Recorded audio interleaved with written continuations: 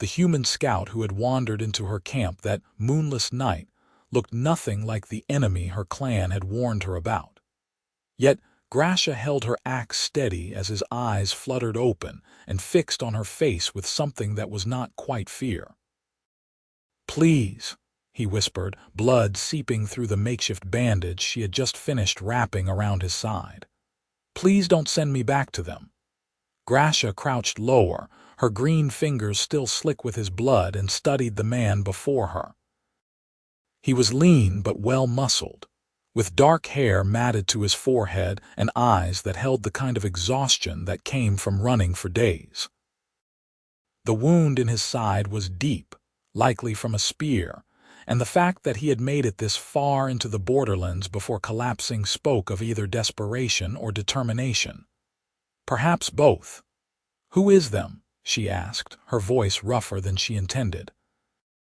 Speaking the human tongue always felt awkward in her mouth, the words catching on her tusks. "The garrison at Millbrook," he said, wincing as he tried to shift his weight. "They think I helped orcs steal supplies. They will hang me if they find me." Grasha snorted, a sound that made him flinch. "Did you?" "No." His eyes met hers directly, and she was surprised by the steadiness in his gaze. "But I did not stop them either. The supplies were going to rot in the storehouse while your people starved in the hills. I just looked the other way when 3 of your kin came through the back gate." She should have killed him right then. That would have been the sensible thing to do. A human scout, even an injured one, was dangerous. Her clan was already on edge after the skirmish last month that had cost them 2 warriors and a precious cache of winter stores. Bringing a human into their midst, even a bleeding one who claimed sympathy, would be seen as madness or treason. But something in his voice, in the way he spoke of her people as if they deserved not to starve, made her pause. "What is your name?" she asked. "Patrick," he said. "Patrick Irwin." "I am Grasha." She lowered her axe but did not sheath it. "And you cannot stay here, Patrick Irwin. My clan is 2 miles north. If they find you, they will kill you without question." "Then I will die here," he said simply. "I cannot run any more," she believed him. The fever was already setting into his wound. She could see it in the glassiness of his eyes and the tremor in his hands. If she left him here, he would be dead by morning. If she brought him to her clan, he would be dead even sooner, though less peacefully. There was a third option, one that made her stomach clench with fear and something else she did not want to name. "There is a cave," she heard herself saying. "Half a day's walk west near the old copper mine. No one goes there anymore. I could take you there, tend your wound properly. Give you supplies when you are strong enough to travel." "Why would you do that?" Patrick asked, and there was genuine confusion in his voice. "I am human. We are enemies." Grasha stood, slinging her pack over her shoulder. "Because you looked the other way when my people needed food. Because you speak of us as people, not monsters. And because I am tired of all this dying." She did not wait for his response, simply bent and hauled him to his feet with a strength that made him gasp. He was heavier than he looked, dead weight leaning against her side, but she had carried injured warriors before. She could manage one skinny human scout. The journey to the cave took longer than half a day because Patrick kept losing consciousness, and she had to stop repeatedly to let him rest. By the time they reached the entrance, hidden behind a tangle of thorn bushes and old rockfall, the sun was high overhead and Grasha's shoulders ached from bearing his weight. She had not eaten since the previous evening, and her own exhaustion was beginning to show. The cave was exactly as she remembered it from her youth, when she and her sister used to play here before the humans came in force to the borderlands. It was deep enough to provide shelter, but not so deep that dangerous creatures made their homes in its recesses. There was even a small stream running along one wall, fresh water that tasted of minerals and stone. She laid Patrick down on a bed of dried grass. She quickly gathered. then set about building a small fire near the entrance where the smoke would dissipate before giving away their location. He drifted in and out of consciousness as she worked, muttering words she could not quite catch, sometimes in his own language and sometimes in broken Orcish that suggested he had spent more time among her people than she had initially thought. When she finally peeled away the blood-soaked bandage to examine his wound properly in the firelight, she hissed through her teeth. The spear had gone deep, narrowly missing vital organs but tearing through muscle and leaving a ragged gash that was already showing signs of infection. She would need to clean it thoroughly, pack it with the healing herbs she carried in her medicine pouch, and pray to the old gods that fever did not take him in the night. "This is going to hurt," she warned him, though she was not sure he could hear her. She heated water from the stream in a small pot she carried, added crushed silverleaf and dried mountain sage, and let it steep until the liquid turned pale green. Then she took a clean cloth, dipped it in the steaming mixture, and began to clean the wound. Patrick's scream echoed through the cave, raw and animal. His body went rigid, every muscle locked in agony, and Grasha had to use her weight to hold him down as she worked. She hated this part, hated causing pain even when she knew it was necessary, but she did not stop. She cleaned every inch of the wound, picked out dirt and bits of fabric, and ignored the way his hands clutched at her arms hard enough to bruise. When she finally finished and packed the wound with a poultice of crushed herbs and clean moss, Patrick had passed out again, his face gray and slick with sweat. Grasha bound him tightly with strips torn from her spare shirt, then sat back on her heels and allowed herself a moment of exhaustion. What was she doing? This was insane. If her clan discovered she was harboring a human, she would be exiled at best, executed at worst. Her mother, the clan's healer, would be ashamed. Her father, who had died fighting human soldiers 3 years ago, would be furious. And yet she could not bring herself to regret the choice.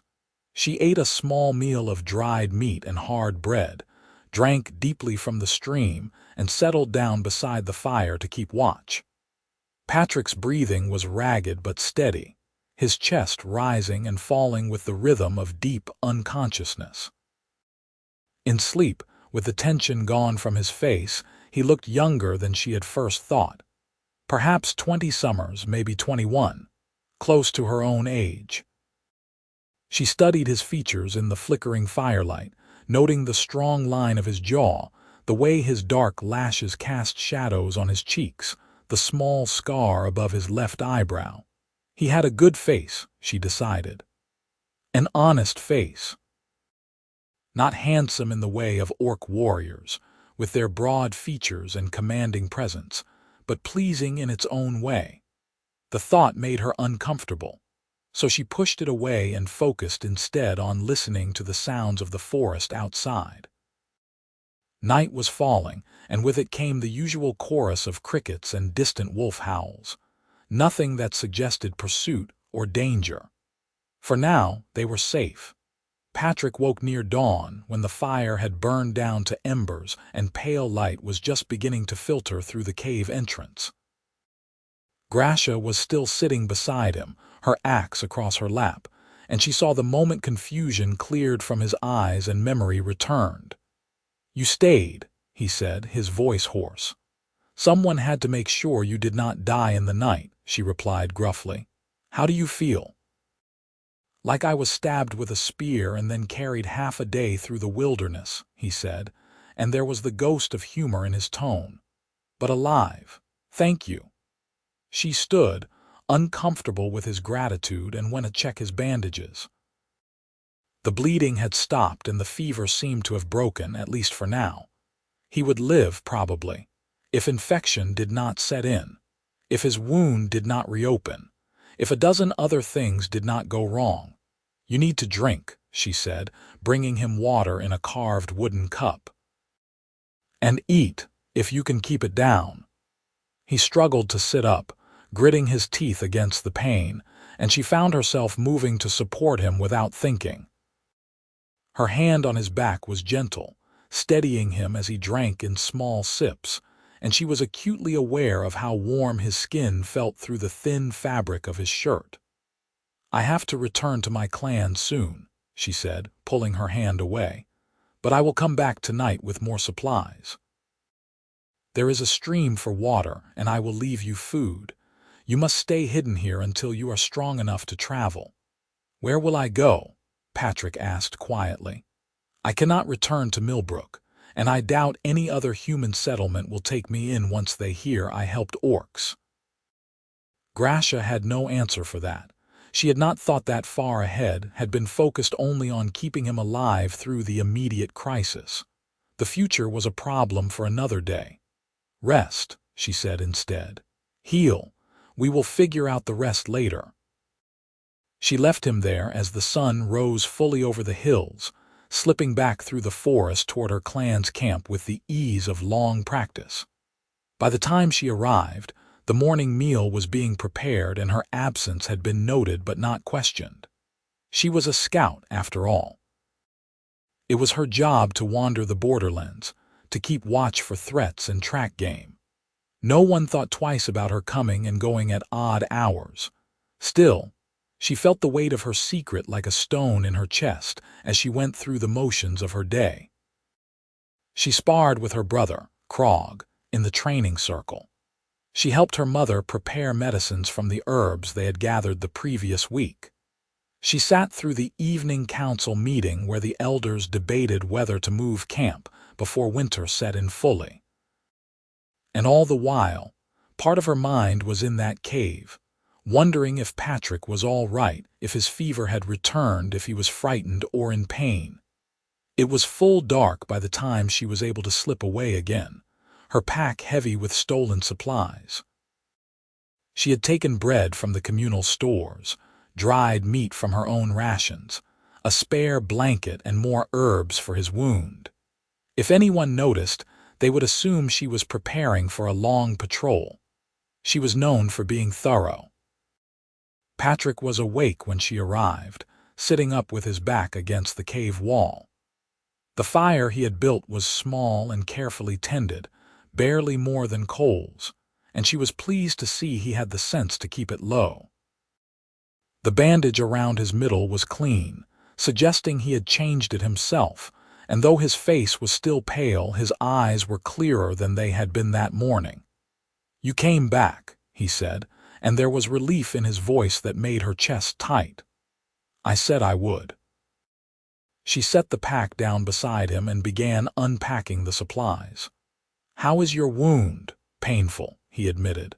"But better, I think. The poultice you use seems to be working. The infection is not as bad as it was." She insisted on examining it herself, unwrapping the bandage with careful fingers and studying the angry red flesh. He was right. It looked better. Still far from healed, but no longer on the knife's edge between recovery and fatal infection. She cleaned it again, applied fresh poultice, and rewrapped it with clean cloth. "You have skilled hands," Patrick said as she worked. "Are you a healer?" "My mother is the clan healer. She taught me what she knows." Grasha tied off the bandage and sat back. "I am a scout by trade, but all warriors learn basic healing. We cannot always make it back to camp when we are injured." "Will she wonder where her supplies are going?" "Probably." Grasha's mouth twisted in something that was not quite a smile, "but she will not ask. She trusts me." The guilt of that trust, of deceiving her mother and her clan, sat heavy on her shoulders, but not heavy enough to make her stop. Not yet. They fell into a strange routine over the following days. Grasha would spend her days with the clan, performing her duties as a scout and warrior, and her nights in the cave with Patrick. She brought him food and medicine, changed his bandages, and kept him company as he slowly regained his strength. They talked, at first in stilted exchanges as they learned each other's languages better, and then with increasing ease as the walls between them began to crumble. Patrick told her about his childhood in a small farming village south of the borderlands, about how his father had been a blacksmith, and his mother had died when he was young. He spoke of joining the garrison at Millbrook, because it was the only way to earn steady pay, of the gradual disillusionment as he saw how the soldiers treated any orc they came across, regardless of whether they posed a threat. He described the night he had seen 3 orc raiders, starving and desperate, slip into the supply storehouse, and the choice he had made to turn away and pretend he had seen nothing. "I knew I would be caught eventually," he said one evening as they sat beside the fire. "There were too many people who suspected, but I could not stand by and watch children starve when we had food rotting in storage. It was not right." Grasha listened, her usual stoic expression softening despite herself. "Your people do not think that way. To them we are monsters, less than human." "I know," Patrick said quietly. "I used to think that way too before I spent time on the border, before I saw orc families, orc children, orc elders who were just trying to survive. You are not monsters. You are people, no different from us except in appearance." "We are different in many ways," Grasha said. "We are stronger. We heal faster. We live by different codes of honor, but you are right that we are not monsters." She told him about her own life, about growing up in a clan that was slowly being pushed deeper into the wilderness as human settlements expanded. She spoke of her father's death, of the anger and grief that had driven her to become one of the clan's fiercest warriors. She described the constant struggle to find enough food, enough shelter, enough safety in a world that seemed determined to destroy them. "We do not want war," she said. "We just want to live. But your people keep pushing, keep taking, keep killing. And so we fight back because what else can we do?" "I do not know," Patrick admitted. "I wish I had answers, but I do not. All I know is that this cycle of violence has to end somewhere somehow." "Perhaps," Grasha said, "but I do not think it will end in our lifetime." As the days passed and Patrick grew stronger, something shifted between them. Grasha found herself looking forward to her evening visits to the cave, found herself thinking about him during the day when she should have been focused on her duties. She noticed small things about him that she had not paid attention to before. The way he smiled when she brought him fresh bread, the careful way he moved to avoid aggravating his wound, the intelligence in his eyes when they debated philosophy or strategy. And she caught him watching her sometimes, his gaze following her as she moved around the cave, his expression thoughtful and unguarded. Once, when she was rebandaging his wound, his hand had covered hers and he had murmured, "Thank you, Grasha, for everything." The warmth of his touch had lingered long after she pulled away. It was dangerous, she knew. Dangerous to feel anything for a human, especially this human who was hunted by his own kind and whose presence in her life was a secret that could destroy her. But she could not seem to help herself. He saw her not as a monster or a warrior or a tool of her clan's survival, but as a person, as Grasha. And that recognition was more intoxicating than any drink. 2 weeks after she had first brought him to the cave, Patrick was well enough to walk short distances without help. His wound was healing cleanly, the flesh knitting together with the resilience of youth, and though he was still weak, it was clear he would make a full recovery. The knowledge should have brought Grasha relief. Instead, it filled her with a strange dread. "You will be able to travel soon," she said one evening, keeping her voice carefully neutral. "Another week, perhaps 2, and you will be strong enough to make it to the Southern Territories. There are communities there that might take you in, far enough from the border that your past will not matter." Patrick was silent for a long moment, staring into the fire. "And if I do not want to go," her heart stuttered in her chest. "What do you mean?" "I mean that I have been thinking these past weeks about what I want, about where I belong." He turned to look at her, and the intensity in his eyes made her breath catch. "I do not want to run anymore, Grasha. I do not want to spend my life hiding from who I am and what I believe."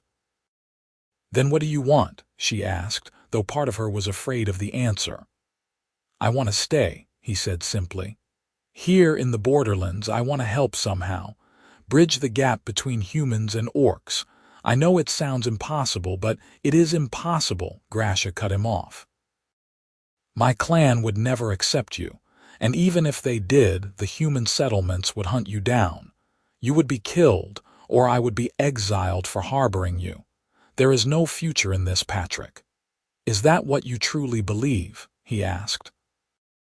"Or is that what you are telling yourself because you are afraid?" The words hit harder than any physical blow.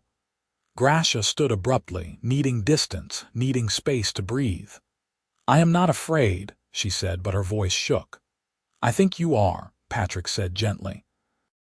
He stood as well, moving slowly because of his injury, and crossed the cave to stand before her. "I think you are afraid of the same thing I am, this thing between us, this connection." "There is nothing between us," Grasha said, but she could not meet his eyes. "Look at me," Patrick said.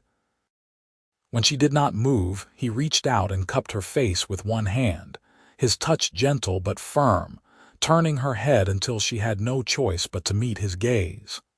"Look at me and tell me you feel nothing." She should have pushed him away. Should have snarled and shown him her tusks, and reminded him that she was an orc warrior, not some delicate human maiden.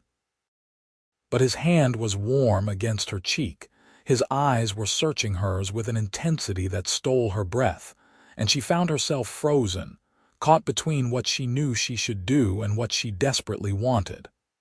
"I cannot," she whispered. "Cannot tell me you feel nothing," he asked.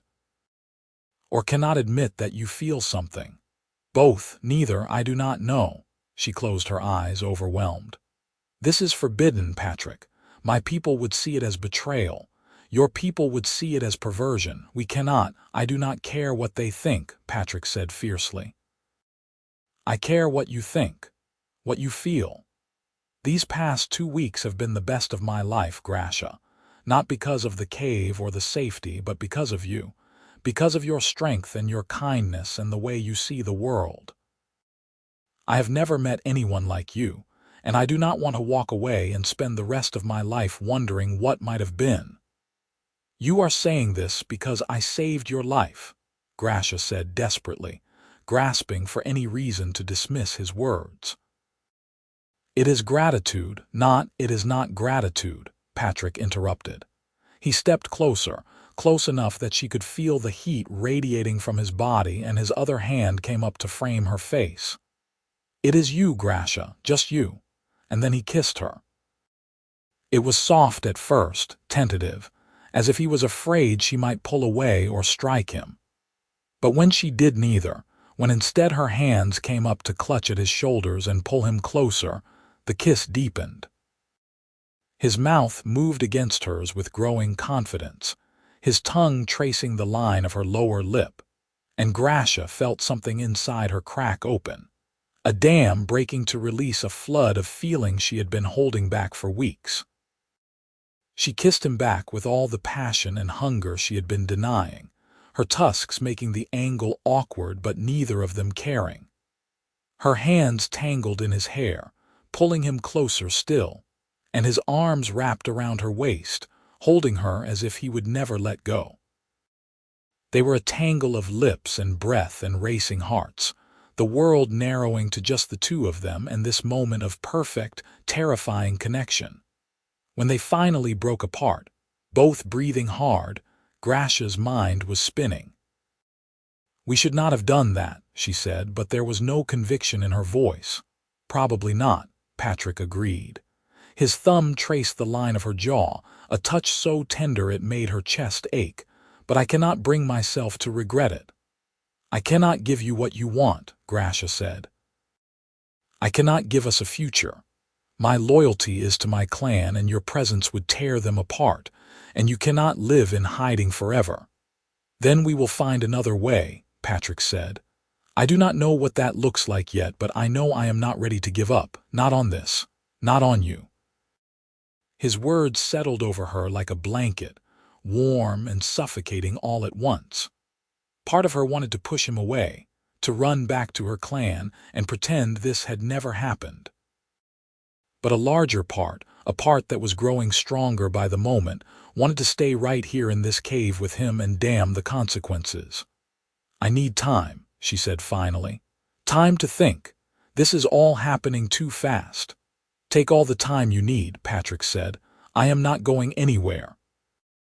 Grasha left the cave that night with her mind in turmoil and her lips still tingling from his kiss.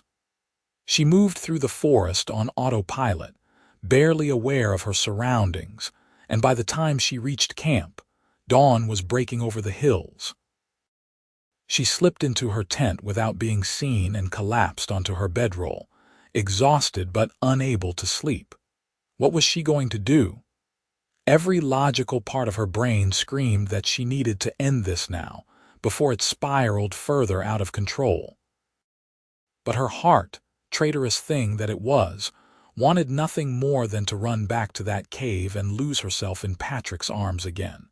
She spent the next day in a daze, going through the motions of her duties while her mind churned. Her mother noticed, of course. Mothers always did. "You have been distracted lately," her mother said as they worked together grinding herbs into powder. "Is something troubling you, daughter?" Grasha wanted to confess everything, to unburden herself of this secret that was eating her alive. But she knew what her mother would say, what she would have to say as the clan's healer and a voice of wisdom. She would tell Grasha to end it, to protect the clan above all else, and Grasha was not ready to hear that, not yet. "Just thinking about the winter ahead," she lied. "We are running low on supplies, and the humans have been more aggressive on the border lately." Her mother studied her with knowing eyes but did not press. "Whatever burden you carry, daughter, you do not have to carry it alone. Remember that." The words were meant to comfort, but they only made Grasha feel worse. She did not go to the cave that night or the next. She told herself it was because she needed space, needed time to think clearly without Patrick's presence clouding her judgment. But in truth, she was afraid. Afraid of what she would do if she saw him again. Afraid of the choices looming before her. On the third night, guilt drove her back. She had promised to bring him supplies to make sure he was healing properly. Whatever confusion existed between them personally, she had a responsibility to see him through his recovery. She would not abandon him now. Patrick was pacing the cave when she arrived, moving with a slight limp that suggested he had been testing the limits of his healing wound. He turned at the sound of her approach, and the relief on his face was palpable. "I thought you were not coming back," he said. "I needed time to think," Grasha said, setting down the pack of supplies with more force than necessary. "As I said I would." "And have you thought, I mean?" "I have thought of little else." She busied herself checking his bandages, focusing on the clinical aspects of his care rather than meeting his eyes. "But I am no closer to answers than I was 3 days ago." Patrick caught her wrist gently as she worked, stilling her movements. "Grasha, look at me." She did, reluctantly, and found his expression open and earnest. "I did not mean to make your life more difficult," he said. "If my feelings are unwelcome, if you truly want nothing to do with this, I will respect that. I will heal and leave, and you will never have to see me again. But if there is any part of you that feels what I feel, that wants what I want, then we owe it to ourselves to at least try to find a path forward." "There is no path forward," Grasha said, but her voice lacked conviction. "We are from different worlds, Patrick, different species. The hatred between our people runs too deep." "Then we will be the ones to bridge it," Patrick said. "We will be the first. It has to start somewhere, Grasha. Why not with us?" She wanted to believe him, wanted to believe that love could conquer the centuries of bloodshed and mistrust. But she was a warrior, a realist. She knew how the world worked. If I choose you, she said slowly, I will lose everything else. My clan, my family, my purpose. Can you understand that? Can you understand what you are asking me to give up? I can, Patrick said. And I would never ask you to make that choice lightly. But I will also say this. A life without love, without connection, without someone who sees you for who you truly are, is that really living? Or is it just surviving? The question hit her like a physical blow. Because was that not what she had been doing all these years? Surviving, but not truly living. Going through the motions of duty and honor and clan loyalty without ever stopping to ask what she wanted, what would make her happy. I do not know if I can be what you need, she said quietly. I do not know how to be anything other than a warrior. I am not asking you to be anything other than who you are, Patrick said. He pulled her closer until they were standing toe to toe, and his free hand came up to cup her cheek. I fell in love with the fierce orc warrior who saved my life and challenged my assumptions and made me see the world differently. I do not want you to change, Grasha. I just want you. The last of her resistance crumbled under the weight of his words. She kissed him then, fierce and claiming, pouring all her fear and hope and desperate longing into the press of lips and the tangle of tongues. Patrick responded with equal fervor, his hands sliding into her hair, holding her as if she was something precious. They stayed like that for a long moment, kissing with the urgency of people who had denied themselves too long. When they finally broke apart, both breathless, Grasha rested her forehead against his and closed her eyes. I cannot promise you forever, she whispered. I cannot even promise you tomorrow, but I can give you tonight. Then tonight is enough, Patrick said. For now. They made love there in the cave on a bed of blankets and dried grass, with the firelight casting dancing shadows on the stone walls. It was awkward at first, their bodies so different, but they learned each other with patient hands and whispered encouragement. Grasha had never been with anyone before, had always been too focused on her duties as a warrior, but Patrick was gentle and attentive, letting her set the pace. He kissed every inch of her green skin, traced the powerful lines of her muscles with reverent fingers, and murmured words of worship that made her shiver. She in turn explored the planes of his chest, the sharp angles of his hips, the surprising softness of his hair. When he finally entered her, she gasped at the sensation, at the feeling of being completely and utterly connected to another person. They moved together slowly at first, finding a rhythm that suited them both, and then with increasing urgency as pleasure built between them. Grasha clutched at his shoulders, her nails digging into his skin, and Patrick buried his face in her neck, breathing her name like a prayer. When release came, it swept through them both with the force of a summer storm, leaving them shaking and tangled in each other's arms. Afterwards they lay together in the darkness, their bodies pressed close, and Grasha felt a peace she had never known before. Patrick's hand traced lazy patterns on her back, and she could feel his heartbeat under her palm, steady and strong. I love you, he said quietly. I know it is fast, and I know it is complicated, but I love you, Grasha. I needed you to know that. She wanted to say it back, wanted to give him those words, but they stuck in her throat, tangled up with all her fears and doubts. So instead, she kissed his temple and held him tighter, hoping he could feel what she could not yet say. The next morning brought a harsh return to reality. Grasha woke to find Patrick already up, his expression troubled as he stared at the cave entrance. What is wrong? She asked, sitting up. I heard something, he said. Movement in the forest not far from here. It could be animals, but... Grasha was on her feet in an instant, reaching for her axe. She moved to the entrance and listened carefully, her sharper senses picking up what Patrick's human ears had detected. Footsteps. Multiple sets and voices speaking in Orcish. "It is my clan," she said, her blood running cold. "They are searching this area. Someone must have noticed my absences and followed me." Patrick paled. "What do we do?" Grasha's mind raced. If they found Patrick here, they would kill him without question. And her, they would likely exile or worse for harboring an enemy. But if she sent him running now in his still weakened state, he might not make it far before they caught him. "There is a back way out of this cave," she said quickly. "A narrow passage that leads to the old mine tunnels. You can hide there while I deal with them." "I am not leaving you to face them alone," Patrick protested. "You have to," Grasha said urgently. She grabbed his arm, pulling him toward the back of the cave. "If they find you here, we are both dead. Go now. Follow the tunnel south until you reach daylight, then head west. There is a human trading post 2 days' walk from here. You will be safe there."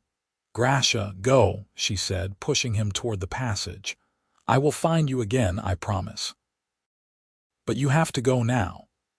He hesitated for one more heartbreaking moment, then kissed her fiercely and disappeared into the darkness of the tunnel.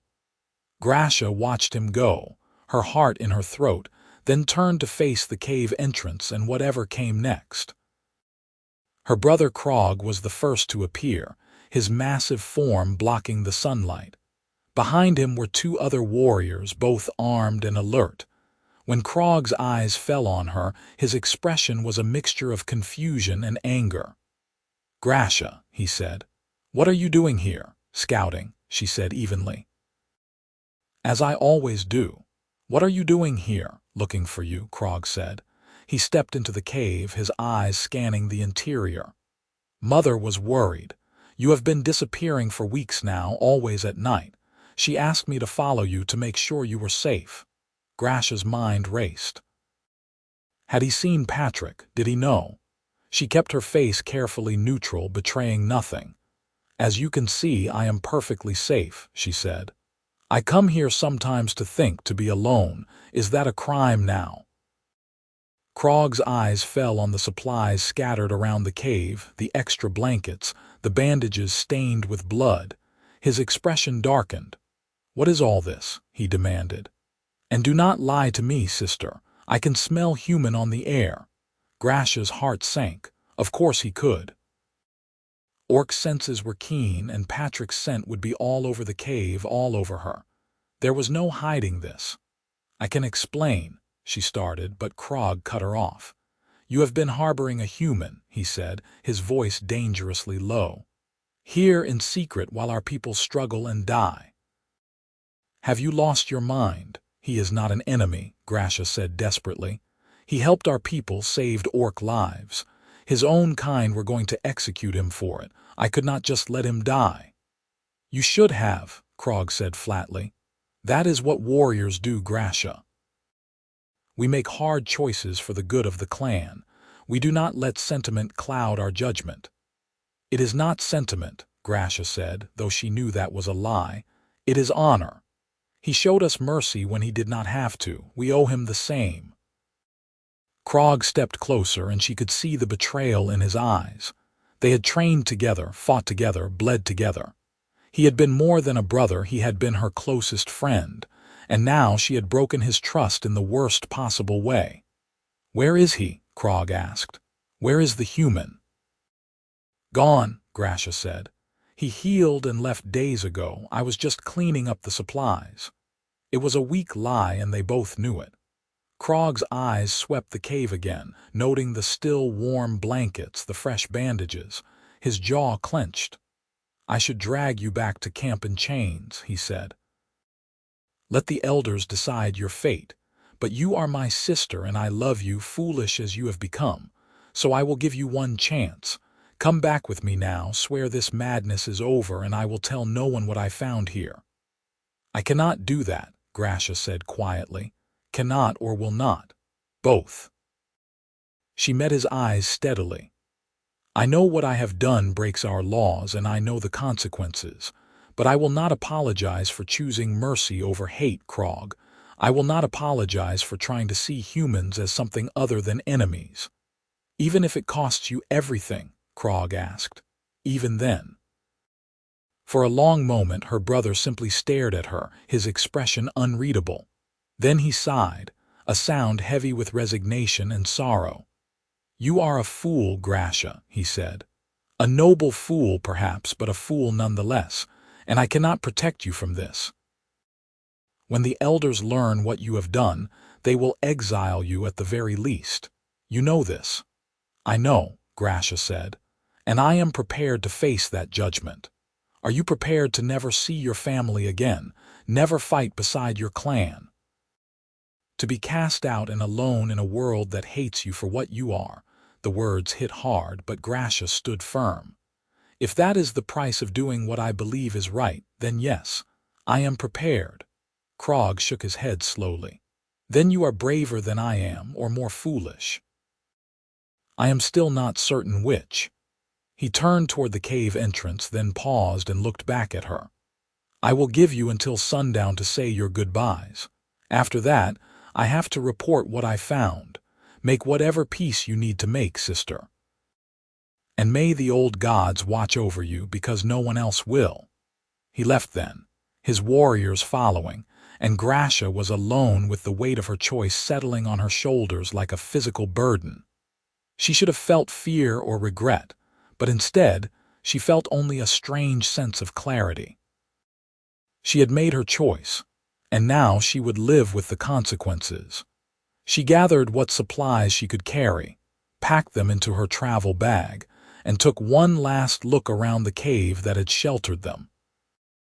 Then she slipped into the tunnel passage Patrick had taken and followed his trail through the darkness. She found him an hour later, waiting at the tunnel exit with fear written across his face. When he saw her, relief flooded his features, but it was quickly replaced by concern when he saw her expression. "They found us," he said. "It was not a question." "My brother," Grasha confirmed. "He knows about you, about us. I have until sundown before he reports to the elders." "Then we run," Patrick said immediately. "We run and we do not stop. Together." Grasha looked at him, this human who had turned her world upside down, who had made her question everything she thought she knew about loyalty and duty and honor. He was standing there, still weak from his injury, offering to run with her into an uncertain future. And she realized with startling clarity that this was what she wanted. Not the clan, not the endless cycle of violence and survival. This, him, a chance at something different. "Yes," she said. Together. They fled south and west, traveling by night and hiding by day, always staying one step ahead of any pursuit. Grasha knew the borderlands better than anyone, knew every hidden trail and secret shelter, and she used that knowledge to keep them safe. Patrick grew stronger as they traveled, his wound healing to a pale scar, and he proved to be a capable traveling companion despite his lack of wilderness experience. They survived on what they could forage and hunt, supplemented by cautious trades with the occasional isolated homestead. Grasha's appearance usually caused alarm, but Patrick's easy manner and human face opened doors that would have been slammed in her face alone. Slowly, they made their way toward the southern territories, where the border conflicts were less intense and there were rumored to be communities more accepting of mixed company. The journey was hard, fraught with danger and near misses. Once, they were spotted by a human patrol and had to flee into a river, letting the current carry them miles downstream to throw off pursuit. Another time, they ran into a band of orc raiders who would have killed Patrick on sight if Grasha had not challenged their leader to single combat, and won. But through it all they stayed together, their bond deepening with every shared hardship. At night, when they made camp in whatever shelter they could find, they held each other and talked about the future. Patrick dreamed of a small farm where they could live in peace, far from the conflicts that had shaped both their lives. Grasha was less optimistic, but she let herself be pulled into his vision, imagining what it might be like to plant seeds instead of swing an axe, to build instead of destroy. "Do you think it is possible," she asked him one night as they lay under the stars, "for us to have a normal life?" "I think we can have our life," Patrick said. "It may not be normal by anyone's standards, but it will be ours, and that is enough for me." She kissed him then, long and slow, and whispered against his lips, "I love you, Patrick Irwin. I should have said it before, but I love you." His smile was brighter than the moon above them. "I love you too, Grasha, more than I thought it was possible to love anyone." They made love there under the open sky, gentle and unhurried, reaffirming their commitment to each other with every touch and kiss. And for that moment, the world and all its hatred and violence felt very far away. They reached the southern territories after 6 weeks of travel, footsore and weary but alive. The settlement they found was barely more than a collection of rough buildings clustered around a crossroads, but it was populated by a mixture of humans, half-orcs, and even a few full-blooded orcs who had fled the conflicts up north. No one asked questions when they arrived, and no one seemed to care that a human man and an orc woman were traveling together. They traded the last of Grasha's valuables for a small plot of land on the outskirts of the settlement, a few acres of scrubby earth that had been abandoned by its previous owner. It was not much, but it was theirs. They spent the next weeks building a small cabin, Patrick doing most of the carpentry while Grasha handled the heavy lifting. It was back-breaking work, but there was joy in it too, in creating something together. When the cabin was finished, they stood back and admired their handiwork. It was rough and far from perfect, but it had 4 sturdy walls, a solid roof, and a fireplace that drew properly. It was home. "What now?" Grasha asked as they sat on the porch steps, watching the sun set over their land. "Now we live," Patrick said simply. "We plant crops, raise animals, make friends with our neighbors. We build a life." "It sounds almost boring," Grasha said, but there was a smile in her voice. "After everything we have been through, boring sounds perfect." They fell into a routine over the following months. Patrick proved to have a knack for farming, his blacksmith's hands adapting quickly to the work of tilling soil and planting seeds. Grasha was less skilled but made up for it with raw strength and determination. They started small, just a vegetable garden and a handful of chickens, but it was a beginning. The settlement slowly accepted them as part of the community. The other residents were friendly in a cautious way, respecting the obvious bond between the odd couple but not prying into their past. Grasha and Patrick helped with communal projects, traded goods at the market, and gradually became familiar faces rather than suspicious strangers. One evening, as they sat by the fire after a long day's work, Patrick reached into his pocket and pulled out something wrapped in cloth. He unwrapped it carefully, revealing a simple ring of hammered iron.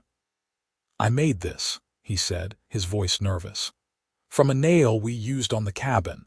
I know it is not much, and I know we cannot have any kind of official ceremony, but I wanted you to have it anyway. As a symbol of my commitment to you and to the life we are building together." Grasha stared at the ring, her throat tight with emotion.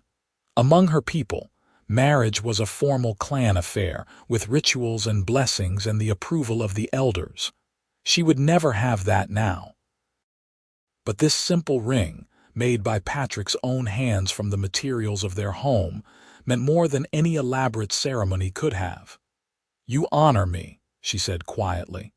She held out her hand and Patrick slipped the ring onto her finger. It fit perfectly. "I wish I could give you more," Patrick said. "The kind of life you deserve, with family and celebration, and you have given me everything," Grasha interrupted. She cupped his face in her hands, making him look at her. "A home, a future, a reason to hope. You have given me love, Patrick. What more could I possibly need?" He kissed her then, deep and passionate, and she kissed him back with all the love and gratitude in her heart. When they broke apart, both breathless, she saw tears shining in his eyes. "I will spend the rest of my life making sure you never regret choosing me," he whispered. "I could never regret you," Grasha said. "You are my heart, Patrick Irwin, my home, my everything." They made love that night with a tenderness and intensity that left them both shaking.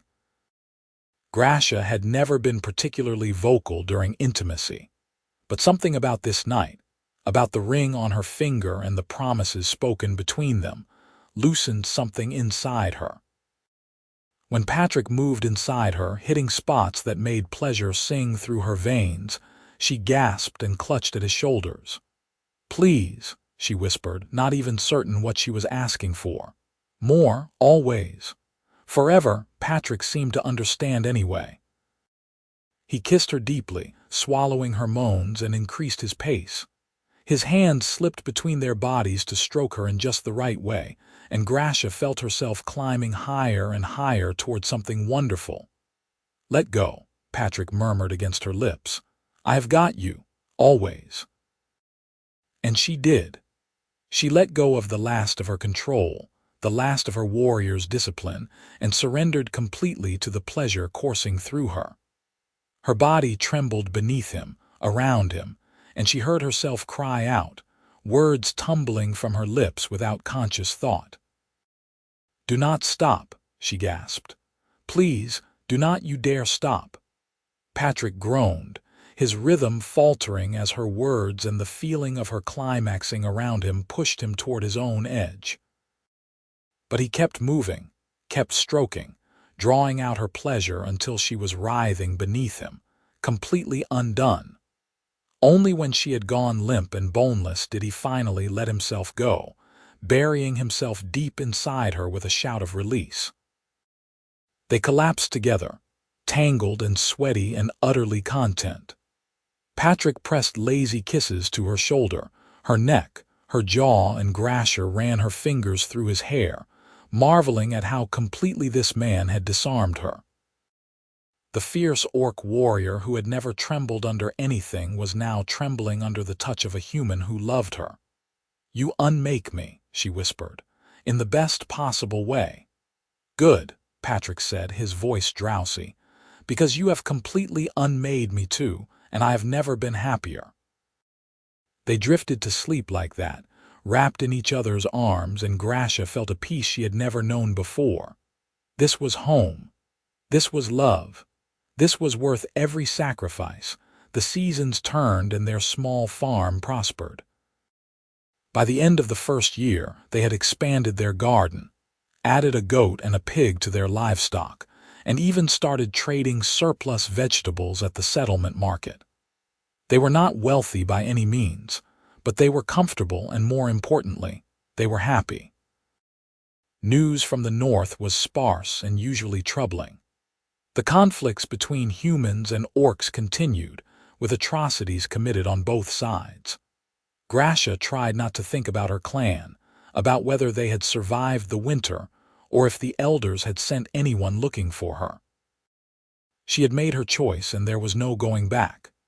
But sometimes, late at night when Patrick was asleep beside her, she would stare at the ceiling and wonder about her mother, her brother, the warriors she had trained with.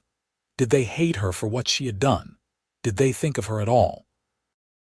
The wondering never quite went away, a small ache she carried with her always. Patrick noticed, of course. He always noticed.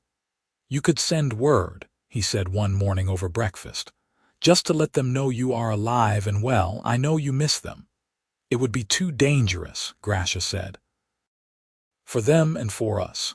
If anyone traced a message back here, we would have to run again, and I am tired of running." "Then we will not," Patrick agreed. He reached across the table and took her hand, his thumb brushing over the iron ring she never took off. "This is our home now, and we will defend it if we have to. Together." The test of that resolve came sooner than either of them expected. It was a market day, late spring of their second year in the settlement, when Grasha noticed a familiar figure moving through the crowd. Her brother Krog, looking older and more scarred than she remembered, but unmistakably him. Her first instinct was to run, but her feet seemed rooted to the ground.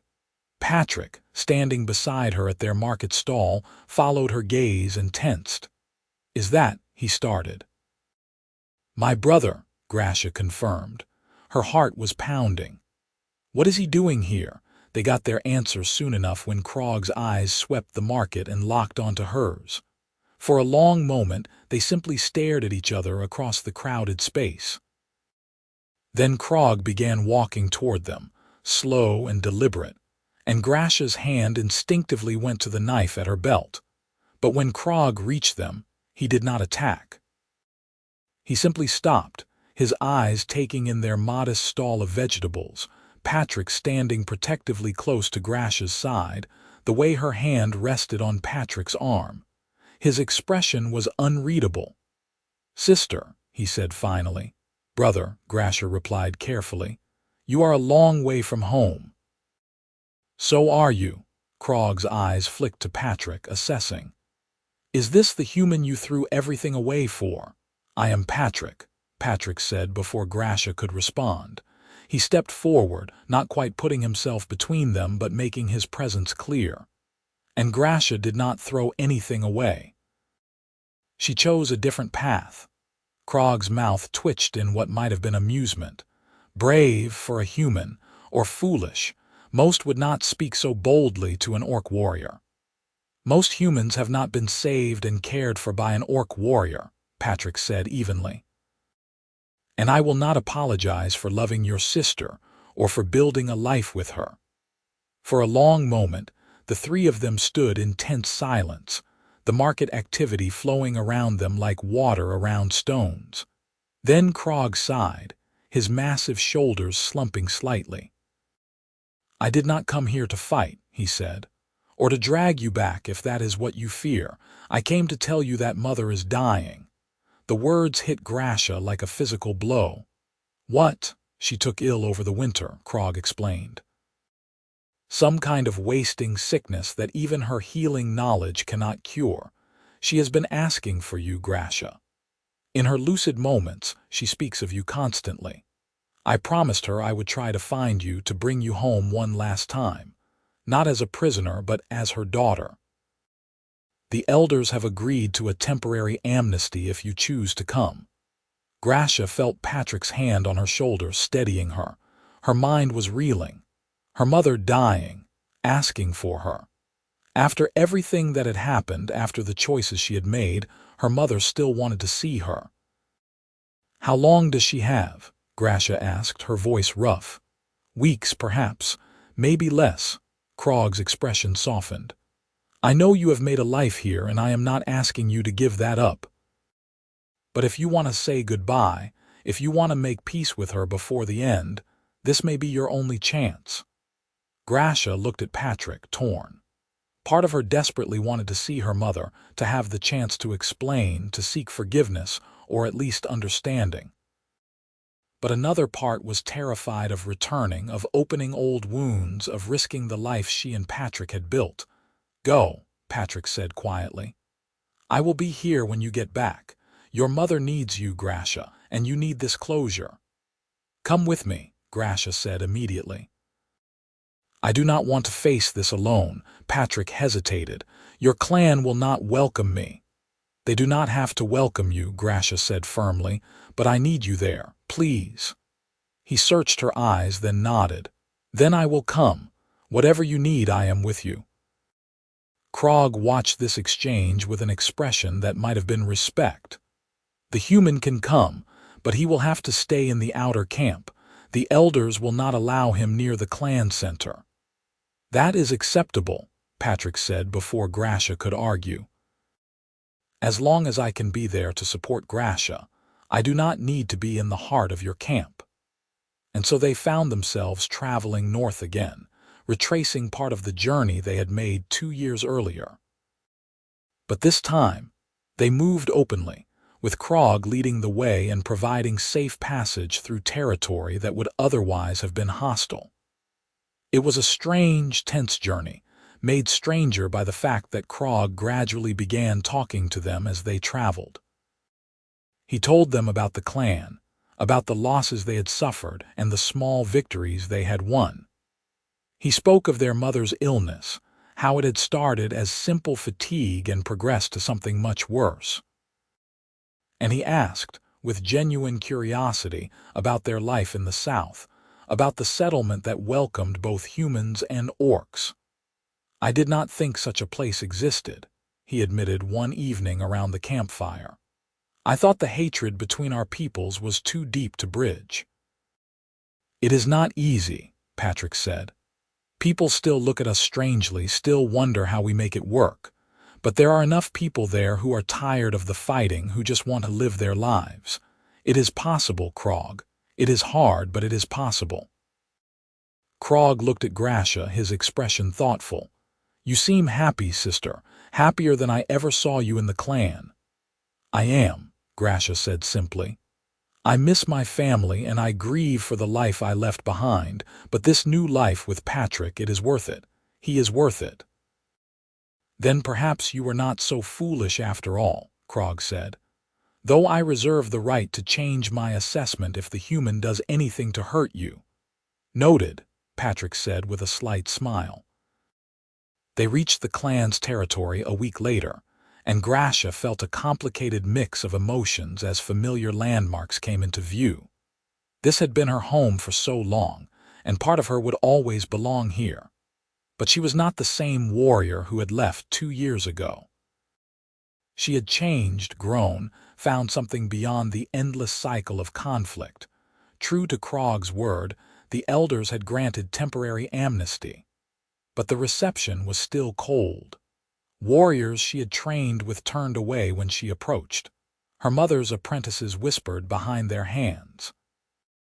Only a few nodded respectfully, acknowledging her courage if not approving of her choices. Patrick was housed in a tent at the edge of camp, with 2 warriors stationed nearby to ensure he caused no trouble. Grasha hated leaving him there, but she had no choice. Her mother was waiting, and time was running out. The healer's tent was dim and heavy with the smell of herbs and sickness. Grasha's mother lay on a pallet of furs, looking smaller and frailer than Grasha had ever seen her. Her green skin had taken on a grayish pallor, and her breathing was labored. But when she heard Grasha enter, her eyes opened and a smile crossed her face. "Daughter," she whispered, "you came." Grasha knelt beside the pallet, taking her mother's hand. "Of course I came. Krog said you were asking for me." "Every day," her mother said. "I have so much I wanted to say to you, but I did not know if I would get the chance. I am glad the old gods granted me this." "Mother, I am so sorry," Grasha started, but her mother squeezed her hand weakly. "No apologies," she said. "I want to understand. Tell me about your life, about the choice you made. Help me understand why you left us." And so Grasha told her everything. About finding Patrick in her camp, about nursing him back to health, about the connection that had grown between them despite all the reasons it should not have. She spoke of their flight south, of the farm they had built, of the life they were creating together. She did not hide her love for Patrick or try to minimize it. This was her mother, and she deserved the truth. Her mother listened to it all, her expression thoughtful. When Grasha finished, she was quiet for a long moment. "I cannot say I understand completely," her mother said finally. "The hatred between our peoples is so old, so deep, but I see the light in your eyes when you speak of him, daughter. I see the peace you have found. And I am glad for you, even if the path you chose breaks my heart." "I never wanted to hurt you," Grasha said, tears streaming down her face. "I never wanted to leave, but I could not deny what I felt, what I still feel." "I know," her mother said. She reached up with her other hand to cup Grasha's cheek. "You were always the bravest of my children, the one who questioned everything, who refused to accept that things had to be a certain way just because they always had been. Perhaps it was inevitable that you would be the one to forge a new path. Can you forgive me? Grasha asked. There is nothing to forgive, her mother said. You followed your heart and you did so with courage and honor. What mother could ask for more? She paused, her breathing growing more labored. But I must ask something of you, daughter. Will you grant me a final request? Anything, Grasha said immediately. Bring him here, her mother said. You're Patrick. I want to meet the man who captured my daughter's heart. I want to see with my own eyes what kind of person he is. Grasha was shocked. The elders will not allow it. He is not permitted in the clan center. The elders can go argue with the wind for all I care, her mother said with a flash of her old spirit. I am dying and this is my final wish. They will not deny me. Now go fetch him. Time grows short. Grasha did not argue. She left the tent and made her way to the edge of camp where Patrick was sitting outside his tent looking miserable and worried. When he saw her approach, he stood quickly. How is she? He asked.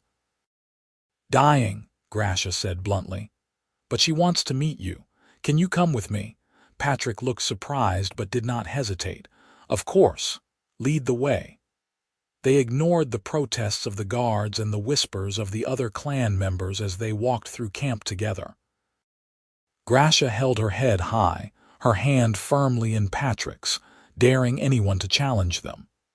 No one did. Perhaps her mother's authority still carried weight, or perhaps they simply recognized the futility of interfering. In the healer's tent, Grasha's mother struggled to sit up as they entered. Patrick immediately moved to help her, gently supporting her back with one arm while Grasha arranged pillows behind her. Her mother's eyes studied him with sharp intelligence despite her weakened state. So you are Patrick, she said. The human who stole my daughter's heart.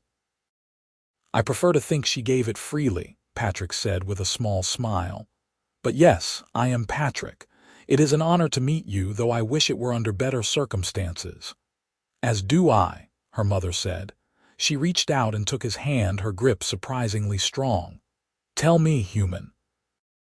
Do you love my daughter with everything I am? Patrick said without hesitation. She is my world, my home, my future. I would die before I let any harm come to her. Strong words, her mother said. But words are easy. Actions are what matter. Can you swear to me that you will care for her, protect her, honor her as she deserves? I swear it, Patrick said solemnly. On my life and my honor, I swear it. Grasha's mother studied him for a long moment, then nodded slowly. I believe you. I see the truth in your eyes, and I see how my daughter looks at you. You have given her something I never could, freedom from the endless conflict, a chance at peace. For that, I thank you. She released Patrick's hand and turned to Grasha. You have chosen well, daughter. Not the choice I would have made for you, but a good choice nonetheless. Be happy. Build your life with this man, and know that you carry my blessing always. The tears came then, hot and fast, and Grasha knelt beside her mother's pallet, burying her face in her mother's shoulder. Patrick tactfully stepped back to give them privacy as mother and daughter said their goodbyes, sharing words meant only for each other. Grasha's mother died 3 days later, peacefully in her sleep. The clan held a proper funeral, and though there was some grumbling, the elders allowed Grasha to participate in the rites. She stood with her siblings, Krog's hand on her shoulder, and watched as her mother's body was burned on a pyre of sweet-smelling wood, her ashes scattered to the wind. Patrick stood at a respectful distance, but when the ceremony ended and Grasha walked away from the clan gathering, he was there. He did not say anything, just pulled her into his arms and held her while she wept for all she had lost and all she had gained. They left the next morning before dawn. Krog walked them to the edge of clan territory, and there was an awkward moment where no one seemed to know what to say. Will you ever come back? Krog asked finally. I do not know, Grasha admitted. This will always be part of my past, but my future is in the south now, with Patrick. With the life we are building, Krog nodded. Then I wish you well, sister, and if you ever need help, if you ever find yourself in danger, send word. I will come. Thank you, Grasha said. She hugged him, fierce and quick, then stepped back before her emotions could overwhelm her. Take care of our family. I will, Krog promised. He looked at Patrick.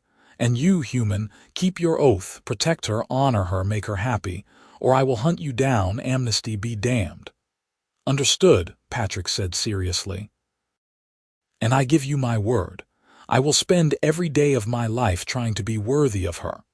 Krog nodded once, then turned and walked back into the trees without another word. Grasha watched him go, then took Patrick's hand. Let us go home, she said. The journey back south took 2 weeks, and it felt longer than the journey north had.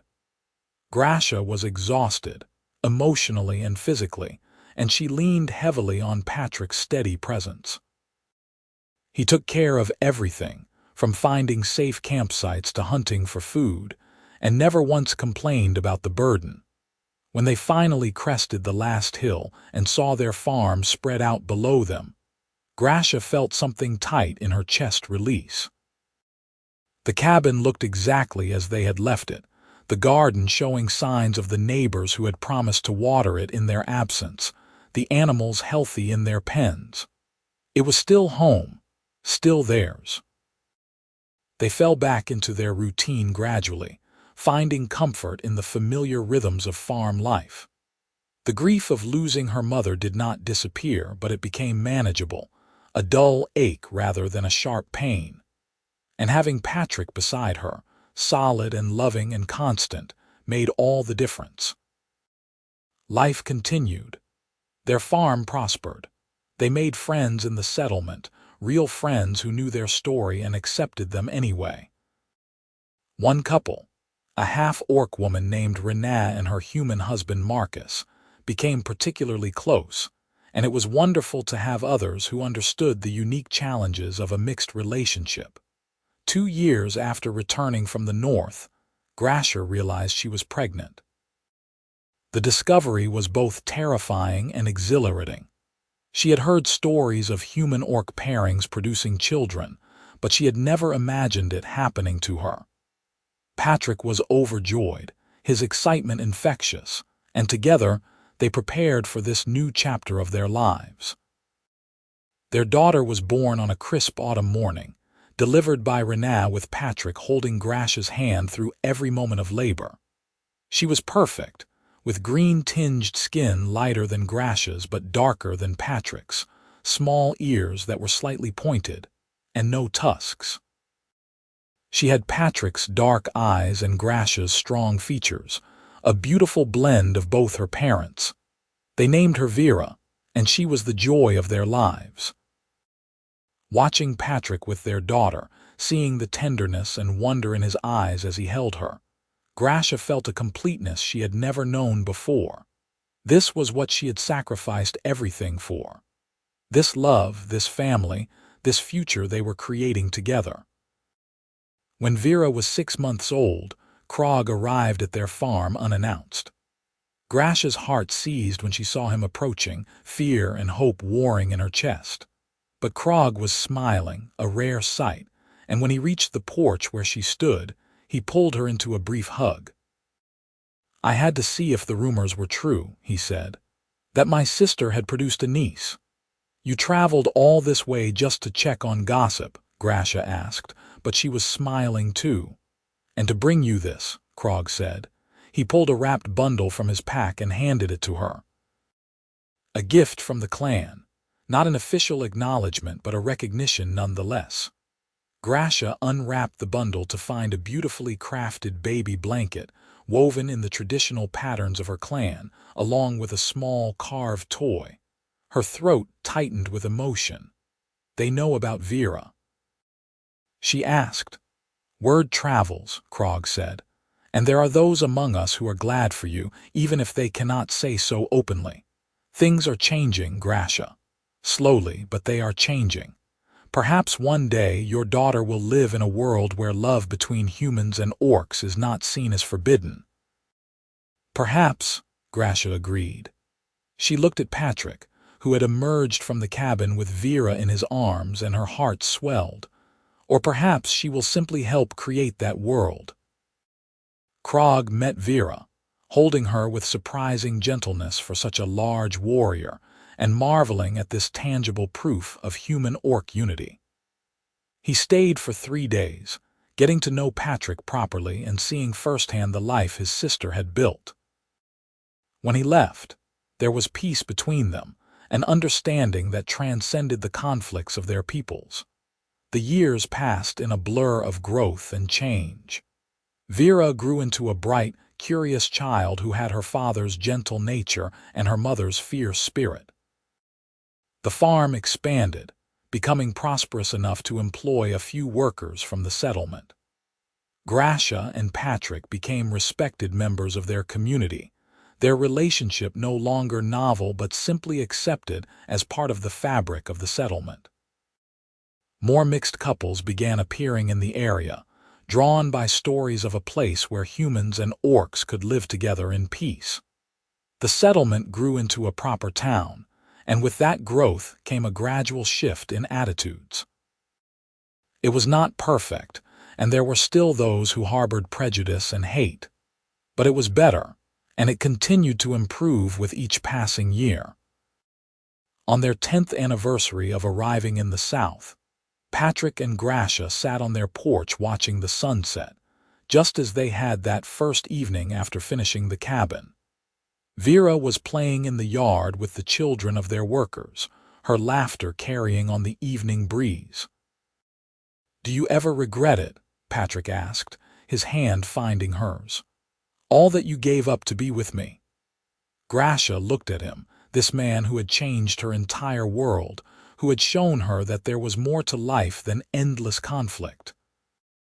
She thought about her mother's blessing, about Krog's acceptance, about the daughter playing in their yard and the life they had built together. "Not for a single moment," she said. "You are my heart, Patrick. You and Vera and this life we have created. I would make the same choice 1,000 times over." He leaned in and kissed her, soft and sweet, and she tasted contentment and love and the promise of many more years together. When they broke apart, she rested her head on his shoulder and watched their daughter play, surrounded by friends of mixed heritage, growing up in a world that was slowly learning that love transcended the boundaries of species. "I love you," Patrick murmured against her hair. "And I love you," Grasha replied. "Always and forever." They sat there as the sun dipped below the horizon, painting the sky in shades of orange and pink, and Grasha knew with absolute certainty that she was exactly where she was meant to be. The fierce orc warrior who had once known only battle and survival had found something far more powerful: a home, a family, and a love that conquered all. This was not the ending she had imagined all those years ago when she first found an injured human scout in her camp. But it was a far better one than she could have ever dreamed. And as the stars began to emerge in the darkening sky and Vera ran up to the porch demanding to be tucked into bed, Grasha smiled and stood, pulling Patrick to his feet. Their story was not one of tragedy or sacrifice, but of courage and hope and the transformative power of love. They had faced impossible odds and emerged victorious, not through violence or conquest, but through choosing each other again and again, day after day. And that choice, repeated over years and woven into the fabric of their daily lives, had created something beautiful and enduring. As they walked into the cabin together, their daughter between them holding both their hands, Grasha felt a profound gratitude for the man who had stumbled into her camp and changed everything. Patrick had given her a gift more precious than gold or glory: the freedom to be herself, to love without reservation, to build a future on her own terms, and she had given him the same in return. They had saved each other, not from death or danger, but from lonely, half-lived lives constrained by the expectations and prejudices of their peoples. Together, they had created something new, something better, something worth fighting for. The fire crackled cheerfully as they settled Vera into her bed, taking turns reading her favorite story about a brave knight and a wise orc shaman who worked together to save their kingdom. It was a new tale, written by one of the settlement scholars, reflecting the changing attitudes of their world. Vera listened with rapt attention, her eyes growing heavy as the story reached its happy conclusion. "Good night, little one," Grasha whispered, pressing a kiss to her daughter's forehead. "Good night, Mama." "Good night, Papa," Vera murmured, already half asleep. Patrick and Grasha retreated to their own room, preparing for bed with the comfortable ease of a couple who had spent years learning each other's rhythms.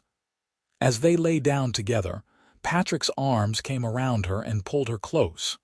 "Thank you," he said softly. "For what?" Grasha asked. "For taking a chance on me," Patrick said.